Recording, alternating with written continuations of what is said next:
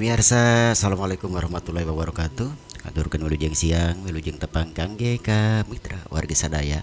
Alhamdulillah dina waktos ayeuna nya dina dinten Kemis kaping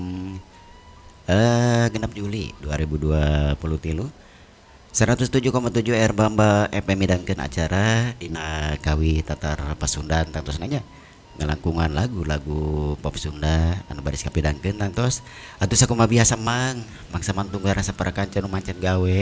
sawang sulandai ngaturkeun wilujeng siang oge wilujeng tepang kangge ka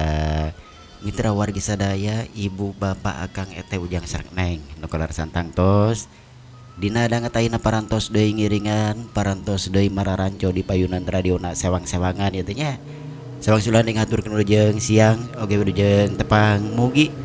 dina lagu anu kasanggakeun tiasa katampi kalayan janten pang beberapa mana dina waktosna anu nuju leleson tak gitu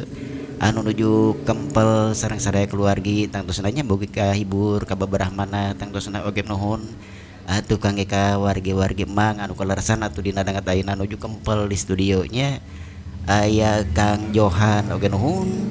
atuh masih kena aya Bang Ali Ado oge teu kakantun teh nya